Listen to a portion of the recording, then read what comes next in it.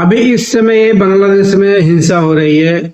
इसकी वजह है एक छात्र नेता जिसका नाम है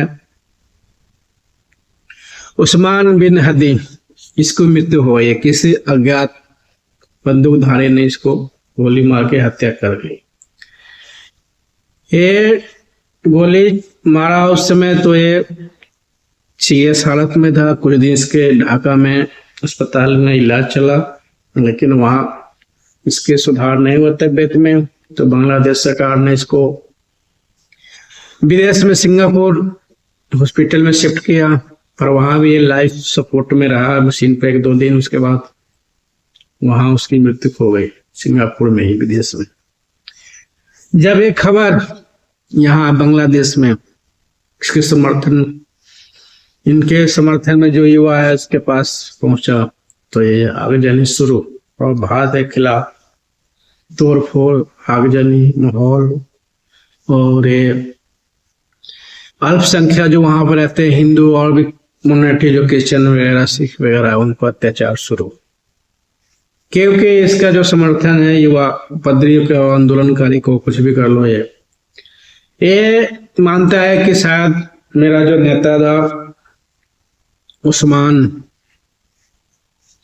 बिन हदी, इसकी हत्या करवाने वाला कहीं न कहीं शेख हसीना हो या इंडिया हो, क्योंकि ये वही नेता है उस्मान बिन हदी जिसके कारण शेख हसीना की सरकार चली गई थी।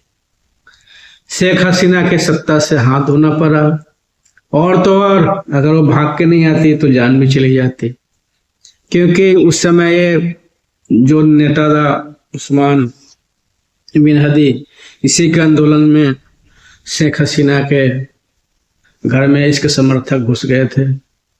इसके जो निवास स्थान था शेख हसीना के, उसमें घुस गए, वहां तोड़फोड़ किए, कीमती सामान जिसको जो मिला उठा के ले गए। अगर उस समय वहां मिल जाते शेख हसीना तो वहीं पे उसकी मृत्यु हो जाती, लेकिन कुछ समय पहले ही वहां से भाग के इंडिया में आ गई थी। इसके मोदी जी ने शरण दिए हैं, अभी भी वो इंडिया में ही है।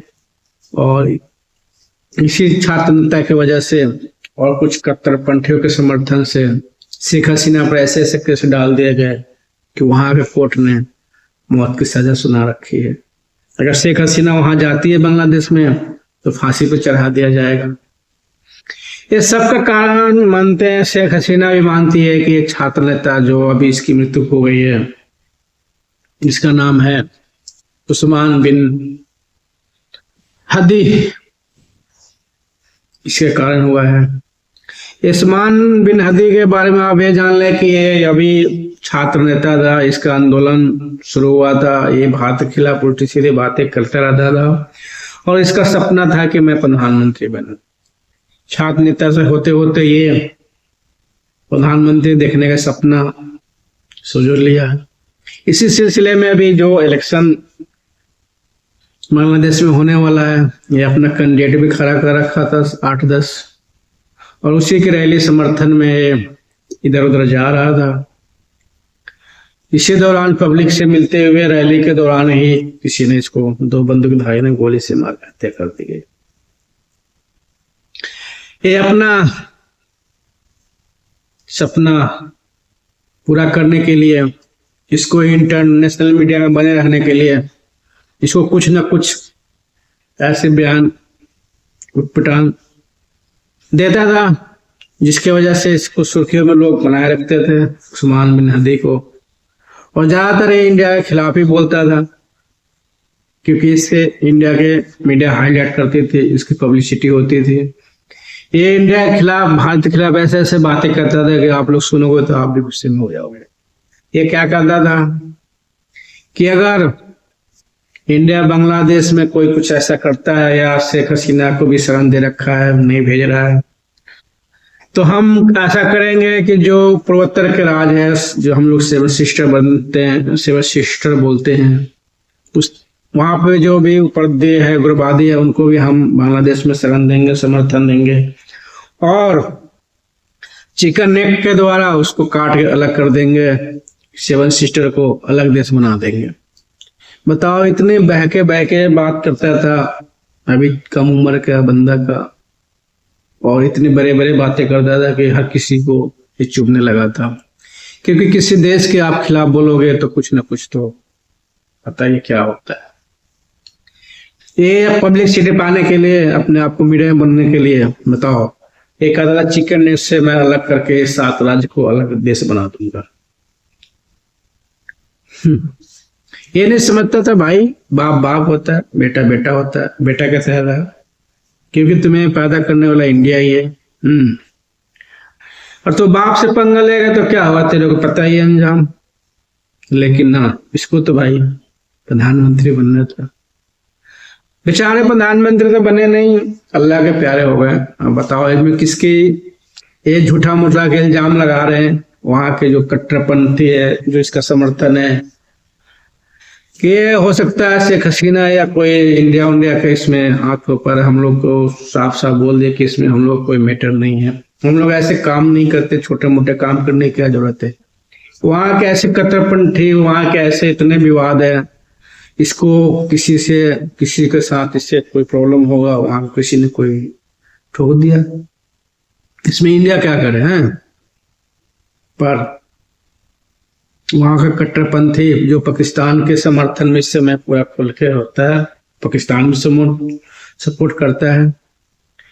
पाकिस्तान को तो पता है जहां कुछ मौका मिलेगा इंडिया के खिलाफ कुछ ना कुछ करेगा। अब ये बांग्लादेश और पाकिस्तान इस समय इसकी गहरी दोस्ती चल रही है, तो ये दोनों मिलकर इसको बैठा बैठा एक मुद्दा मिल गया।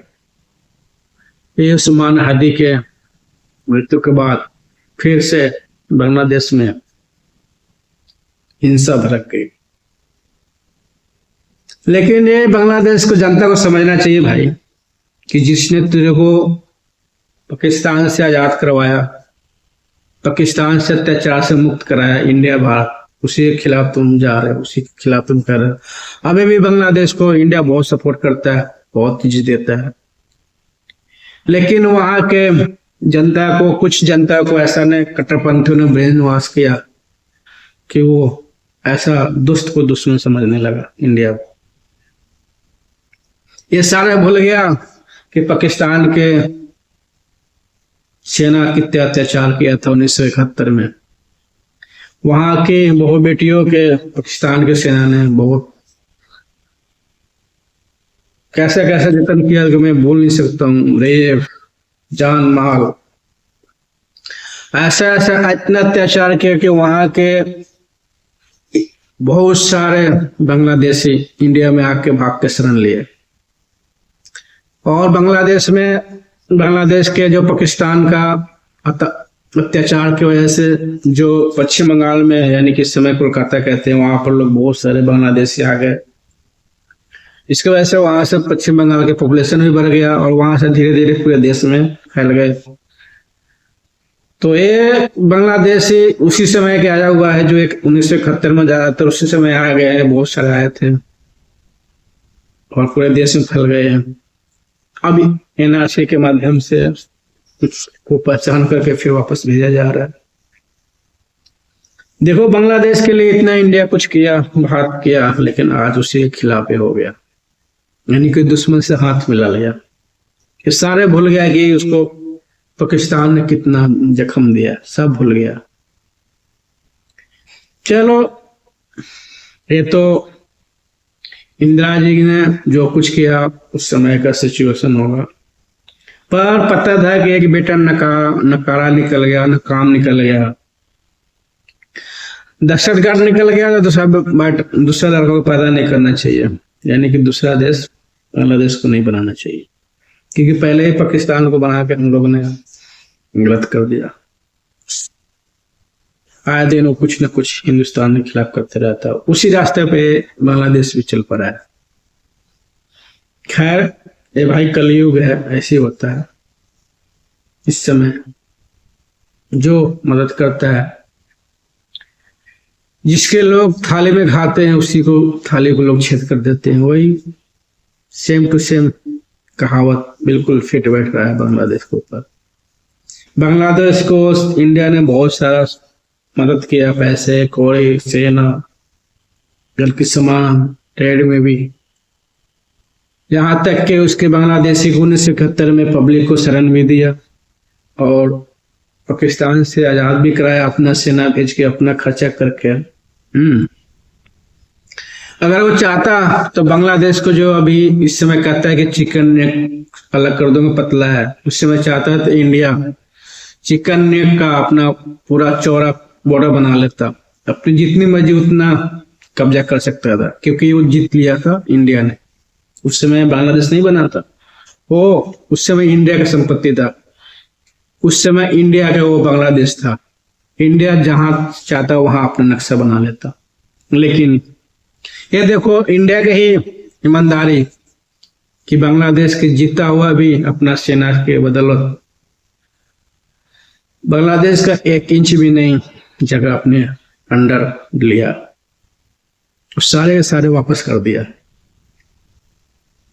काश उस समय थोड़ा बहुत भी जो चिकन नेक का जो रास्ता है, अपना सिलीगुड़ी कॉरिडोर कहते हैं जिसको, सिक्किम के पास, उसको थोड़ा बांग्लादेश से हिस्सा ले लेते, चौड़ा हो जाता, तो आज ये अनसिक्योर नहीं होता कि हर कोई कहता है ये बांग्लादेश का।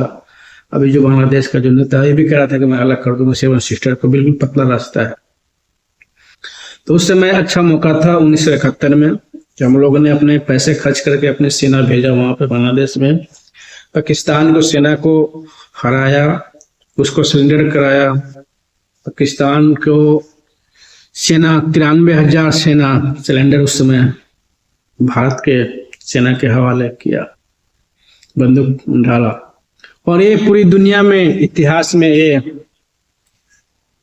ऐसा पहली बार हुआ कि किसी देश का 93,000 सैनिक सिलेंडर किया। वो पाकिस्तान ही ऐसा देश है जो अपने 93,000 सैनिक को सिलेंडर करवाया, और वो देश था सिलेंडर करवाने वाला भारत। भारत के आगे झुकना पड़ा पाकिस्तान के 93,000 सैनिक को। वो उस समय भारत चाहता तो पूरा बांग्लादेश भी अपना में कर सकता था, अपना रख सकता था, अपने मिला सकता था, लेकिन नहीं। भारत की ईमानदारी देखो, सब कुछ करते हुए, पूरा कंट्रोल रखते हुए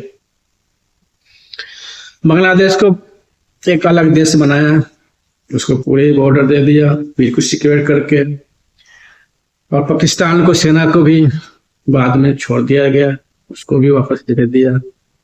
अगर उस समय चाहते तो थोड़ा बहुत जमीन हम लोग जो चिकन नेक का पतला बॉर्डर है उसको चौड़ा कर लेते हैं। लेकिन इंडिया उस समय अब लगता है कि हम लोग गलती कर दिए, वो अब चौड़ा कर लेना चाहिए, क्योंकि ये बार बार धमकी कभी पाकिस्तान देता है, कभी चाइना देता है, अब बांग्लादेश दे देता है कि मैं वो चिकन नेट को काट के 7 सिस्टर राज को अलग देश बना दूंगा। तो मोदी जी को इतना आप सॉफ्ट नहीं होना चाहिए, ऐसे कोई बयान दे तो उसको कड़ी प्रतिक्रिया देना चाहिए, क्योंकि ये छोटे मोटे देश को आप भी अब इतना कुछ नहीं करोगे तो ये क्या होगा। फिर इंटरनेशनल मीडिया में भारत के लोग समझने लगे कि बिल्कुल सॉफ्ट है देश, ये कुछ नहीं कर सकते। तो कोई ऐसा देश तोड़ने का जो बयान देता हो उस पर कार्रवाई करना चाहिए। आप लोग के वीडियो कैसा लगे?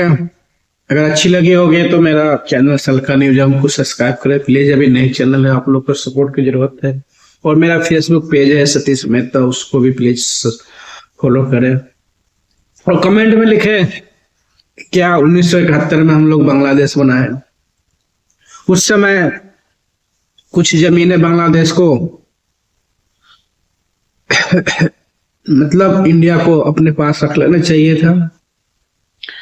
चिकन नेक वाली जो पतला बॉर्डर है उसको चौड़ा कर लेना चाहिए, मेरे हिसाब से तो बिल्कुल कर लेना चाहिए, क्योंकि अच्छा मौका था, हम लोग जीते थे, हम लोग पैसा खर्च किए थे, सेना पर भेजे थे, आजाद करवाए थे, तो हम लोग को पूरा हक था कि कुछ भी कर सकते थे, पूरा जमीन भी ले सकते थे। ज्यादा नहीं ले सकते पर इतना तो कर सकते हैं कि चलो मेरा जो चिकन नेक जो सिलीगुड़ी कॉरिडोर बोलते हैं जो सिक्किम के पास है, पतला रास्ता है, उसको चौड़ा कर लेना चाहिए, सब बॉर्डर का सिक्योर होना चाहिए। तो वीडियो ये कैसा लगा आपको, आप कमेंट में जरूर लिखें। Okay, thank you.